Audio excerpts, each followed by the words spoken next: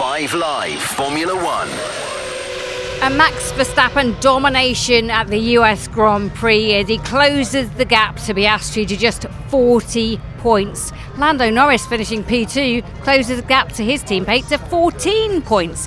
Game on is what I say. I'm joined by Harry Benjamin, our F1 league commentator, and 1996 champion of F1, Damon Hill.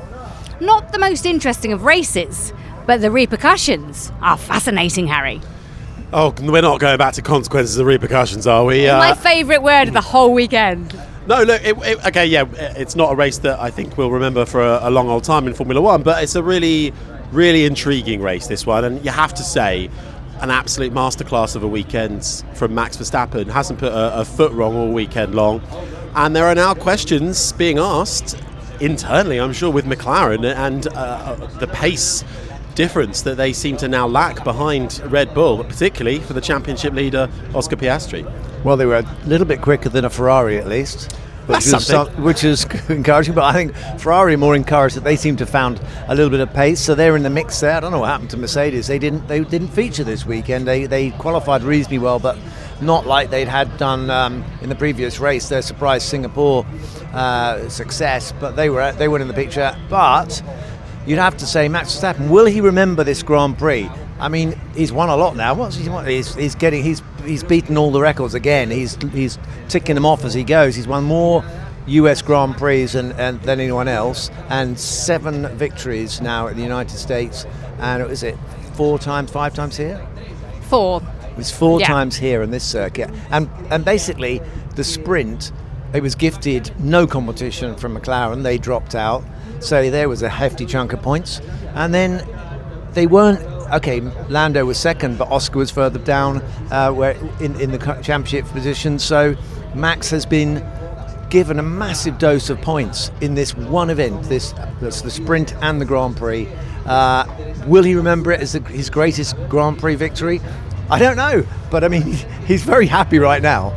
I wonder if he will remember it as the turning point of this season and the championship battle. We will come back to that, but it did finish with Verstappen on top, Norris, Leclerc, that was your podium, and then it was Hamilton, Piastri, Russell, Tsunoda, Hülkenberg, Behrman and Alonso finishing out the top 10. Then it was Lawson, Stroll, Antonelli, Albon, Ocon, Hadjar, Colapinto, Bortoletto, Gasly and Sainz span out and was the only non-finisher. Harry, just talk us through, I mean, it will be a short wrap-up, the story of the race.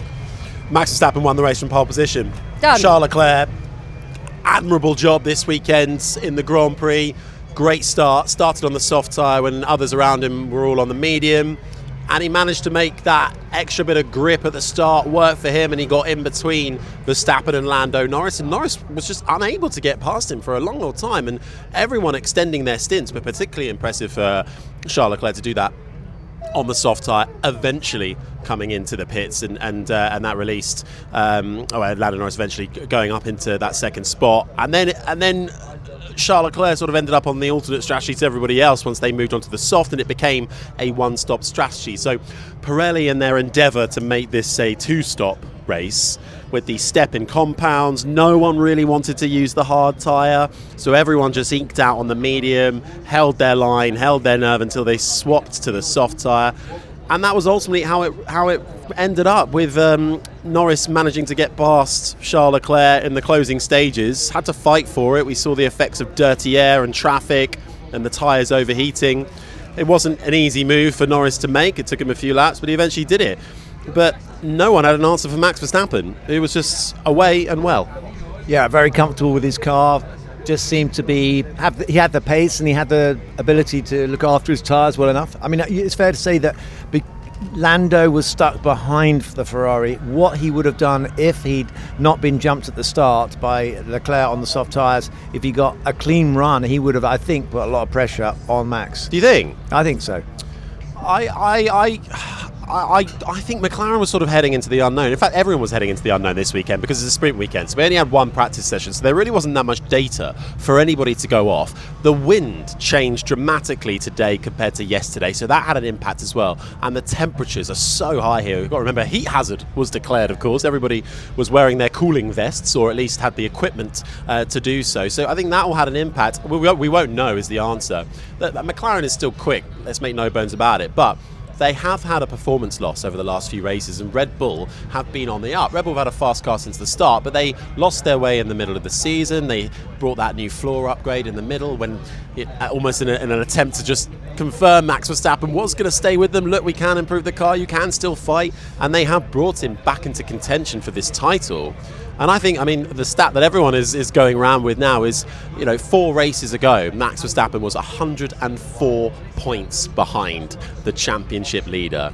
And now he is close to 40 points. And I just think that is game on. To go back what you've been saying all weekend, Damon, likening it to Jaws and the shark attack imminence. Well, I think he's only a few metres away now. Yeah, he's definitely, he smelt blood, that's for sure. But I'm thinking that if you were to ask Zach, maybe we can get a quote from him at some point later, but, if you were to ask Zach, why is it that you are not, everyone else seems to be closing the gap on you, he would probably say resource restrictions and this whole, the formula that they've got where they have a budget cap. If you do well, if you're the Constructors' Championship, you're effectively handicapped. And the end of the season is when you're going to see it. And they've got to develop for next year as well. So it's in effect, it's doing its job. And if you're Red Bull, they haven't done well in the Constructors. Well, maybe that's tactically a good thing for them because it gives them more headroom when it comes to developing the car. Does it matter though, Damon? Because McLaren have done what they set out to do. They've got the Constructors for a second year in a row. They don't need to bring upgrades. They don't need to get their car faster or battle for more pace because they've done what they wanted to do. Now it's just up to the drivers to do what they need to do and see if, of course they'll want to finish 1-2 in the championship, but I'd agree with that, except that it's not a great way to finish the season, coming second and third or not even on the podium, both your cars on the podium when you started in such fine style. There is such a thing as the impression you give of a team in their final throws or the final few races of the championship. You don't want to be seen to be fizzling out as you get close to the end of the season. I just think it kind of all comes back to what we were discussing so much at the beginning of this weekend about these consequences and repercussions between the two McLaren drivers. They can't afford to do that now because, okay, fine, when you're clearing away and it's a 2-horse race between two teammates, I understand the reasoning behind it. I don't particularly agree with it, but I understand it. But if you are, we don't know this for certain, but we are heavily influenced and believed to be the consequences are something to do with priority when it comes to qualifying, who goes out first, etc. But that could very easily lead to giving Max Verstappen a huge advantage over one of your drivers all of a sudden because you're trying to be fair between your own two drivers. As far as I'm concerned, right now they can't afford to do that. If they want to walk away with a drivers' champion and a 1-2, to the clean sweep for McLaren, they can't be worrying about repercussions and consequences. They've got to scrap that straight away because Verstappen is within touching distance. Yeah, to be fair, we don't know what they mean by repercussions. No. It could have been. Zach seemed to be suggesting there was some slap sort on the wrist, some sort of sporting, some sort of consequence that might come into play. Maybe he just said, look, if you do that again, we're going to do. I'll be very disappointed. We'll give you a slow pit stop when it matters, or something like that. I'm sure they wouldn't. Yeah, I'll be very disappointed in you, young man. See me in my office. But yeah, what does it mean? The consequence might have been that Lando had to say sorry. That it could just simply as much as that. I don't know. Let's hear from our winner today. It is Max Verstappen. Yeah, we are having some really good weekends, and of course we also know that we need to be perfect till the end of the season to have a chance. But we will try, and if we succeed, of course, amazing. If we don't, we tried everything we could till the end, and we kept it exciting, and that's, I think, the spirit for us. It's positive pressure. We don't feel like it's putting anything on us. We're not stressed about it. We're just going flat out. Do you have a different attitude now that you can feel it's a possibility? It's closer, isn't it? well, it's definitely more enjoyable than being P4 and having no chance in a race. So for sure, from that sense, it's a lot better. And also for the whole team, to be able to fight back up front, and then naturally closing up in the championship as well, for us is really enjoyable. This is definitely game on. You're going to put as much pressure as you can, aren't you, on McLaren? I mean, I will try for sure, but I like I said before, I know that I need to be perfect till the end. And I think in a battle like this, when it's that close, it's not going to be straightforward, but we are going to give it everything we have. It's game on, isn't it? Yes, game on. I just wonder though, we've got 3 people in this title fight now, and Damon, you've won a world championship. One of these drivers. Thanks for reminding me. In 1996? Yeah. 1996 was it? Yeah. 1 year before I was born. Oh, come on, that's just mean. Sorry. But look, you've got Max Verstappen, who's got 4 under his belt, and you've got Oscar and Lando, both going for their first ever world championships. Does Verstappen have the advantage not only for his on-track pace and the performance of the car, but the fact that he's been there and done it? And now is the pressure starting to particularly get to the likes of Piastri, maybe, I don't know, where we didn't really see him before. We didn't really see him today either. 5th in the end. You're right. Before. We're missing in. I said he's missing in action. Literally this weekend. Where was he? Apart from flying through the air and crashing into Lando, we hardly saw him, did we? I mean, he just wasn't on the pace this weekend. There's something that happens. There's something that comes into play. If you have not won a world championship, it's a thought that is so distant. When you start the season, it's a possibility. You're just doing what you do. But as you get closer to the finish, then it starts to come into focus. The consequences, the meaning, the significance of becoming world champion. And it's tantalizing. If you're leading and you've got an advantage and you're seeing that lead dwindle, then you are starting to get concerned. That there will be sleepless nights between now and the end of the season. There is so much that can happen, and he knows that. Oscar knows that. Lando's, I think, has smelt blood a little bit. I think he's also got a whiff of a chance now, and I think he'll be piling on the pressure. So, yeah, Oscar has got a double attack, a 2-pronged attack on his championship now. What is it though that you feel when you know you've got a championship on your hands? Because we made a lot of comments at the start of the year, right, about Lando Norris and his mentality. Yeah. And I think he's come out fighting, quite frankly, and has been the better performer of the last few races compared to Piastri.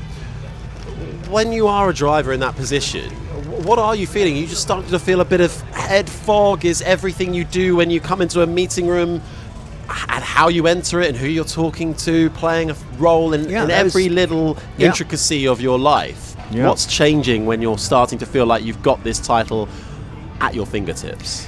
Imagine that you go into a room and there's a piece of news that has come out about Harry Benjamin.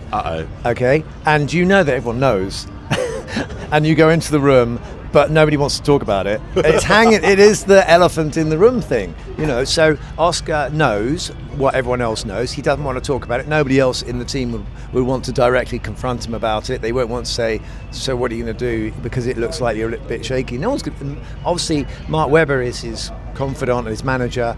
He will be saying, hopefully, he'll be saying something along the lines of, "Listen, you just have to hold firm. Keep doing what you're doing. You still got an advantage." He'll be reading him all the positives to get him to reset, because there's been a little bit of a lull. It was a bit of a blip, but then he's had Baku as well, which is completely out of the blue.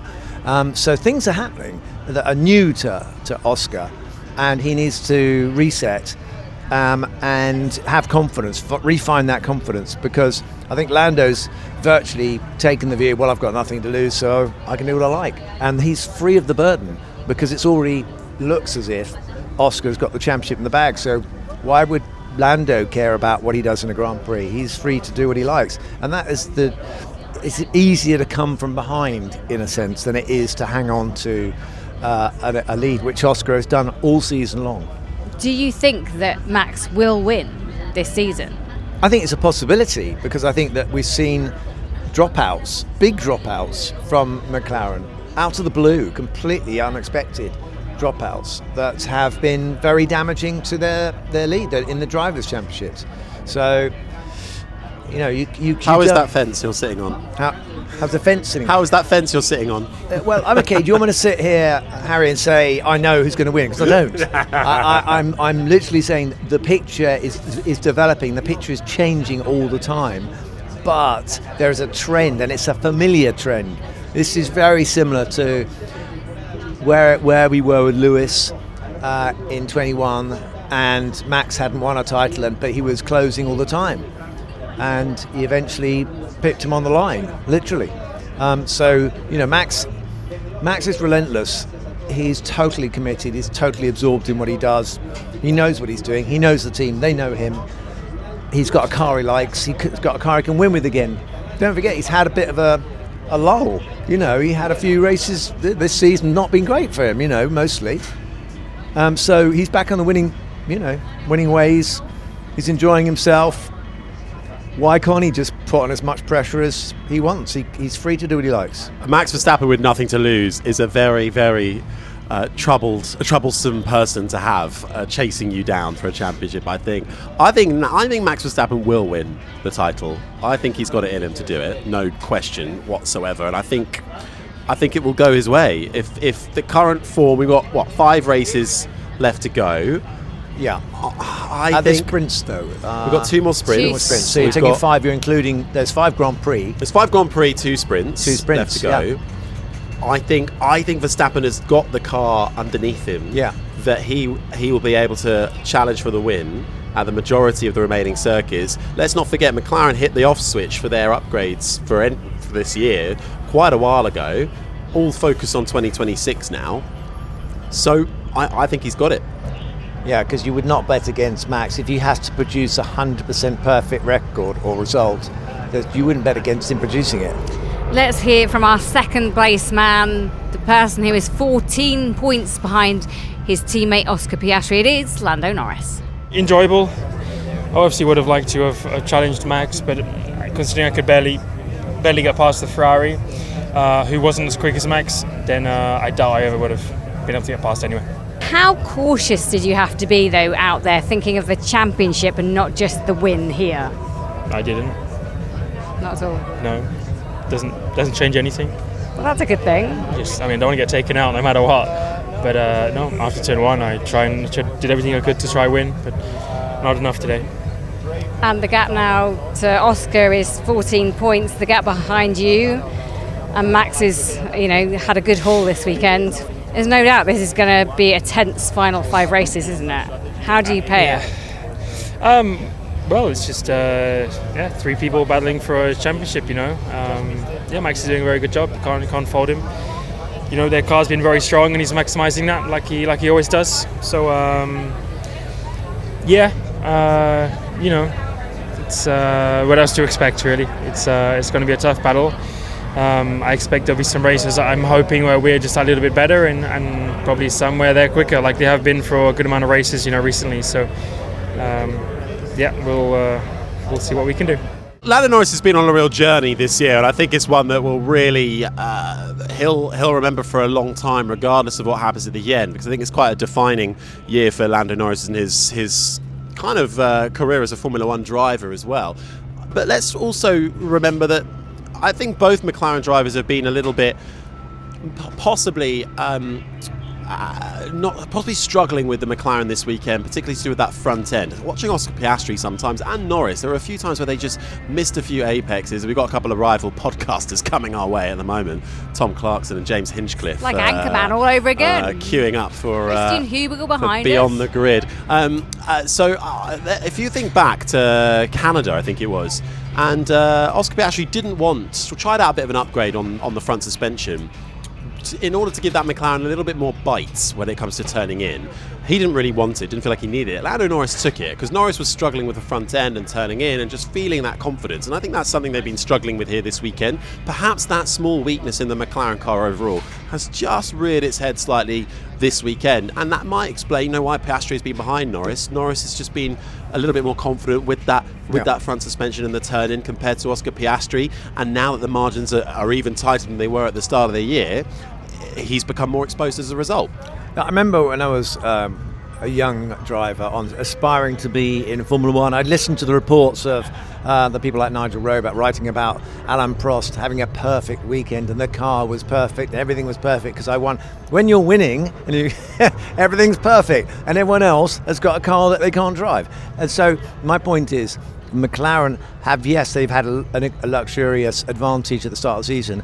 It's probably the same as they've always had. The car is as good as it always has been. It's just now they have to push harder because they're not winning it. And so that's my point, is I think they've reached a ceiling. I think they've taken the decision. They've either had to back off on development, or they thought they've got enough of an advantage that they can see it through to the end. And as Jenny was saying, guys, you're on your own. We won the Constructors' Championship, and I'm sorry we can't win every race, but you guys, we've got to think of next year, and you guys have to sort out the World Championship between you. And I'm sorry, you're going to have to deal with Max Verstappen, who's decided, or Red Bull have decided to give him a bigger advantage. I don't know where they did it, where they got it from. I don't know how they do it, but they have managed to get that car working again. That's just the way it is. Charles Leclerc finished in third place, but I think we should just hear from Oscar Piastri. Finished in the end in P5. Let's hear what he had to say.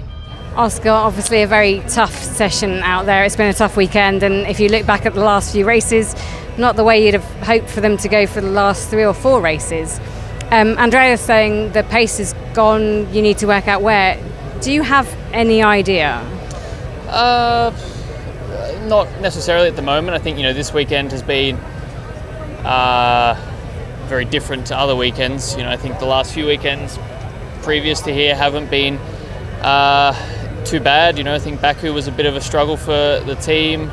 Singapore until Singapore was not a bad weekend from a pace point of view, just didn't quite get the result I wanted. And here obviously has been a weekend that's been tough from a pace point of view. So I don't think there's an overwhelming trend that things are in a bad way. It's just that this weekend has been tough. So we'll try and understand why that was the case and try and bounce back next week. I suppose people will ask, is the pressure getting to you? Can you just reply to them what you think of that?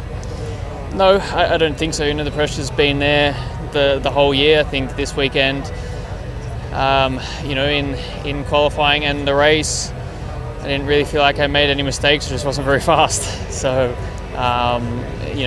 there's some weekends where it just doesn't click for you, and this was one of those. The most important thing is to try and understand why. It's one thing making mistakes in a qualifying lap or doing something like that, but when you feel like you've done a reasonable job and just the pace hasn't been there, I don't think that's really what pressure looks like. Good luck in Mexico. Thank you so much. Thank you. So Piastri there saying he doesn't feel the pressure. That's not the problem, it's the pace that's the problem. And I did find that quite interesting. Do you disagree, Damon? You're nodding your head. What's he going to say? I'm feeling the pressure? What's he going to say? He's not going to admit if he is. And if he isn't feeling any pressure, then he should be. The racing drivers, you play games with yourself as the psychology you need to have to keep your mind in the right frame to do the job. And let's say you were sitting in a car that's on fire like Romain Grosjean was, you're not going to sit there and go, oh, this is terrible. You're going to try and keep a cool head. And that's the only way you're going to get out of that situation. And that's where Oscar is now. He's got to keep a cool head. We've got to go about it in a rational way. And there's stuff you can do stuff about, and there's stuff you can't do anything about. And that's the facts of anything, of any situation. So he's not going to admit to journalists that I'm feeling pressure. He's going to say, I'm not feeling any pressure. But what he's saying is, the pressure is my business. I'll look after that. You guys go and write about something else. I like it, very much so. Good weekend for Ferrari, bad weekend for Mercedes when it comes to the Constructors' Championship. But I just thought Ferrari finishing, as we said, Leclerc P3, Hamilton P5. They had something about them this weekend, which is nice to see because they've had nothing about them so many times. Yeah, well, they recovered from a pretty bad sprint quali, and even Grand Prix qualifying was a bit of a mess for them. Charles Leclerc had a spin out of the final corner. Lewis Hamilton locked up on his first lap on his first flyer in Q3. So Charles Leclerc in particular, honestly, driver of the race, as far as I'm concerned, driver of the day. So I think that he had a sublime weekend. The only thing that maybe knocks him off the driver of the day thing is that he didn't win the race. But I thought he put up a valiant effort when it came to keeping his tyres in check, drove and fought with Lando Norris exceptionally well, placing that car beautifully in all the right places. Charles Leclerc continues to show for me that he just needs a car underneath him that can challenge for a title, and he will take it there. Yeah, I agree. I think that he was the talk before this race weekend was how depressed he was about the whole situation. He'd spent a lot of time devoting his time to Ferrari, and it just wasn't coming good. And how could he ever hope to? He's looking at other guys coming into Formula One and overtaking him with race victories and stuff. So someday his prince will come, but when? And I think you have to say after this weekend, you say there's been a upturn. At least if it's just track specific, then maybe that's reason to be depressed again. But I got the sense that there was something better about what they did this weekend, and also about how they went about their race. It was an interesting tactic. There's very little you can do with the limitations of the tyre allocation that they had, and they did something different, and it worked because they jumped a place at the start, and that's what gave them their position on the for a very long time. They were very close to holding on to that second place. So, and also I heard words from Lewis about how he's discussed how he's happier with the way Ferrari operate. It's something to do with communication and the way they go about things. Maybe that was manifest this weekend. So just a point on Hamilton, he is desperate to get a podium. This is the longest he's gone without having a podium to his name, and he finds it very strange that it's been so long.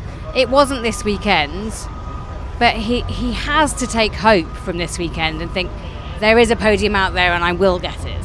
Yeah, he was close enough to Charles as well, so at times quicker, and I think that this was an encouraging weekend for him. I think the point I'd make is, with someone like Lewis, he's had a long career in Formula One. He's won everything there is to win, except, of course, the 8th title. And for him to get out of bed in the morning and feel motivated, he needs some hope. They need to give him something, smell of victory. And if it's not there, it's very difficult to drag it out of yourself. When you get a sense that things are going the right direction, you get a ball rolling. And again, I come back to that feeling. There was a little bit of a rolling momentum there in Ferrari. It seemed there was something good was happening, where they've had a lot of ups and downs. But it's one swallow doesn't make a summer. So we'll see what they go in Mexico. Love that expression. Right, any other business? Anything that stood out to you?